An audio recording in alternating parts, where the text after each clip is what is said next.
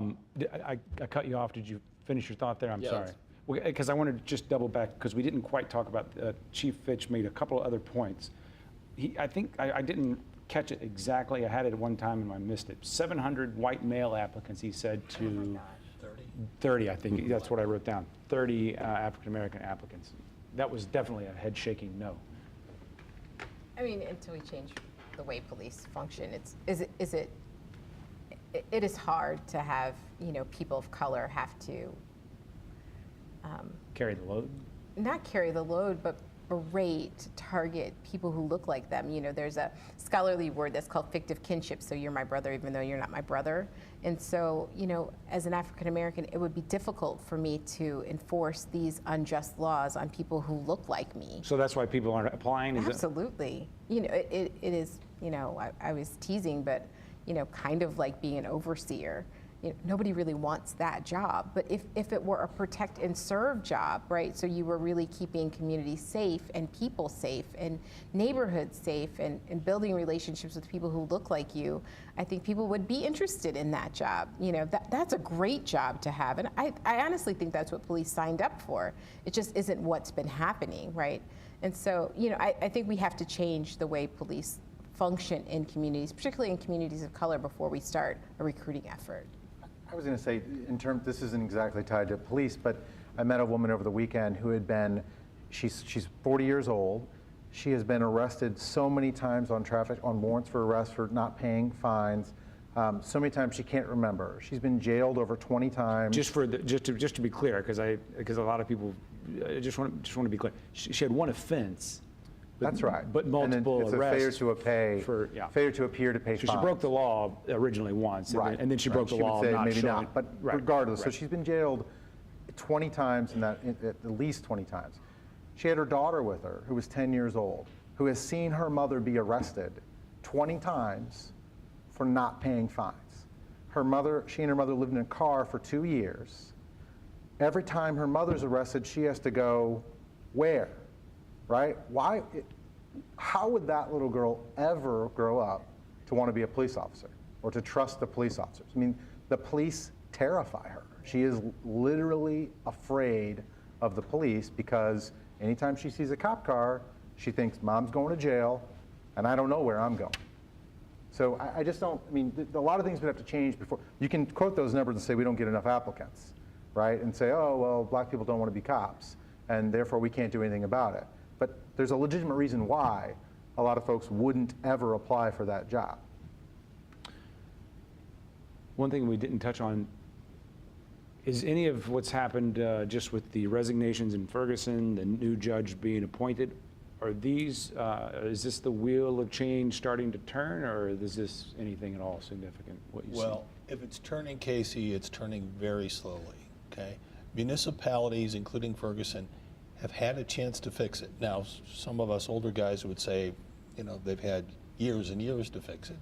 But since the death of Michael Brown, it's been 7 months.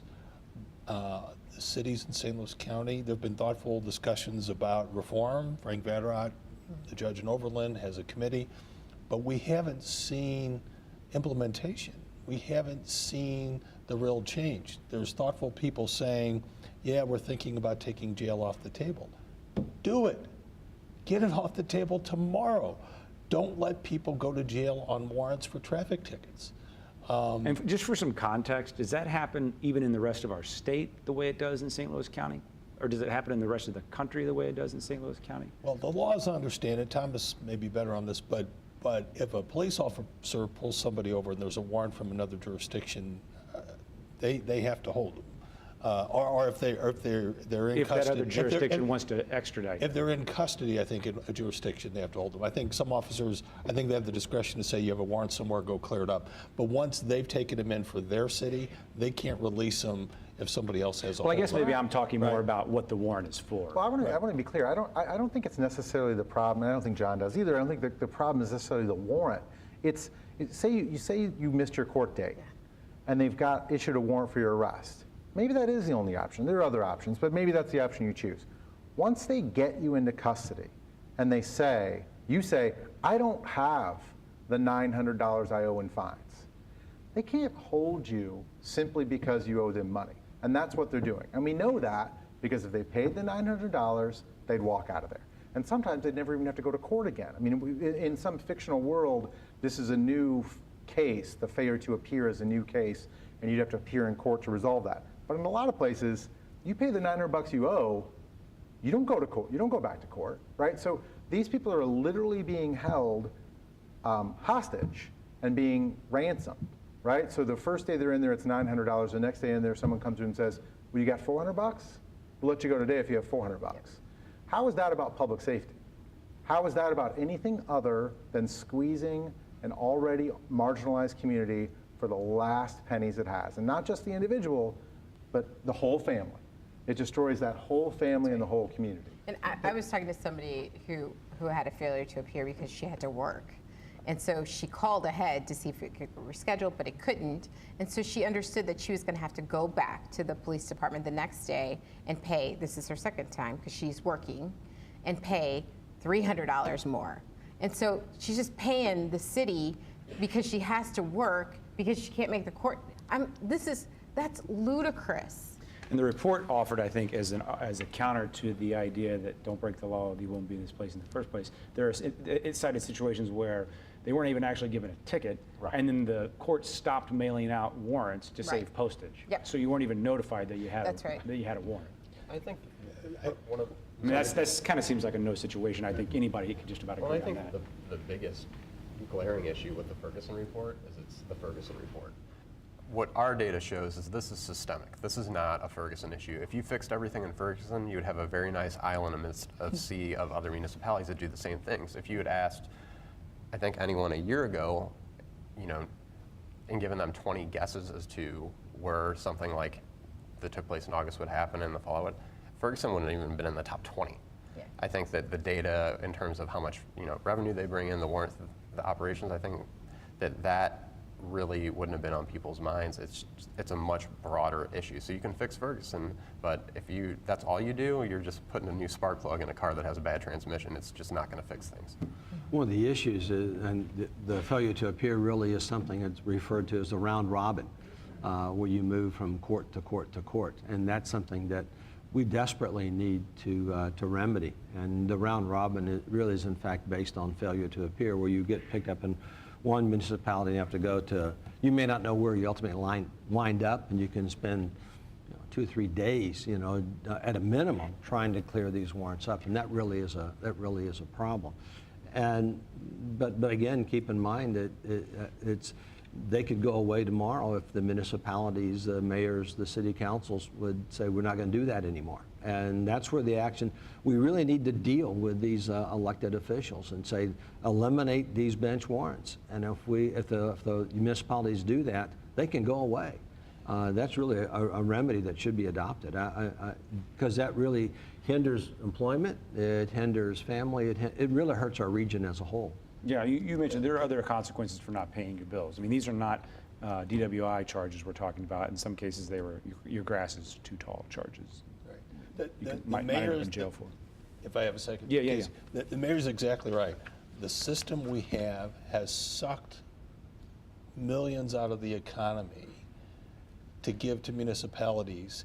So the illegal fines that people have paid to Ferguson and Fenton and Beverly Hills and other municipalities, if the people had not had to pay those illegal fines, they could have been buying furniture, gas for the car, shoes for the kids. Well, a rent in some cases. Right, rent to live, Rent, pay the light bill. we have sucked millions of dollars out of the economy and given it to municipal courts, and this has been bad for the economy. Back to your other question, though, about other parts of the state. Unless the person's from St. Louis County, they're not going to have these kind of warrants. People in rural Missouri don't have warrants out against them. They're not driving around looking over their shoulder, worrying about being stopped and going to jail and having their kids go to foster care. This is not a concern in Cape Girardeau. This is not a concern in Joplin, Missouri. This is primarily a St. Louis problem. It is a problem sometimes some other places, but we haven't heard some big outcry that this is a problem in the rural areas of the state. Final thought on how we have these hard conversations? We're about out of time, but you mentioned that you just got to like deal with some of these things head on. I mean, can you give us any I mean, so of course, action items for talking about race tomorrow with our friends? yeah, I mean, of course, at the YWCA, we have 8 Witnessing Whiteness groups going right now, and they're just for white people to talk about race and learn about racism and what they can do as allies in white space. And they're free. All you have to do is buy the book. So that's part of the strategy and solution, to kind of have advocates within our community that are not just smart, but thoughtful and strategic around educating ourselves around race, so that it's a more natural conversation. No social problem solved with silence, and this one won't be either. Maybe even just the lingo. I mean, like sometimes I'm afraid to say the wrong thing sometimes. Yeah. But as a framing issue, though, like I think we have some law students from the University of Chicago School of Law and Columbia School of Law here in town. We've been talking a lot about these issues. They're shocked at what they see.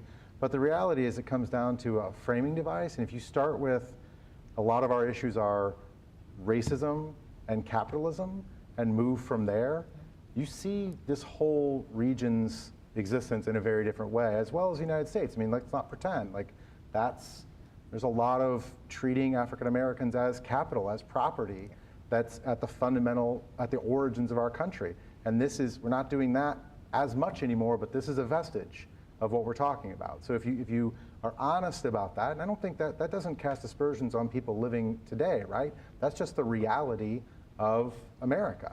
And it's something to keep in mind when we're thinking about this. Let me just add to your comment about it's not a problem in outstate Missouri. I believe that's one of the reasons we may not be able to rely on Jeff City to solve the problems, because the legislators from outstate don't see it as a problem, and they view it as a problem unique to St. Louis County, which it really is. So that's why I keep arguing. My belief is we need to clean our house internally. And I think discussions with local officials, municipalities, we can move this thing forward. You mentioned Frank Vatterot's efforts. There is movement. I think the fact that the associate judge is here, we're going to see some change. And you're right, taking the failure to appear off the table will solve 80%. It won't solve it all, but it'll solve 80% of our problems. Senator Schmidt actually has a bill that would do that down there now, and I can tell you that reducing the cap from 30 to 10% was voted out 34 to nothing in the Senate. So there is movement in the state, and I think that we need to look on all fronts to fix this problem. I don't think there's one magic solution to any of it. Guys and lady, thank you all for your time. I appreciate it.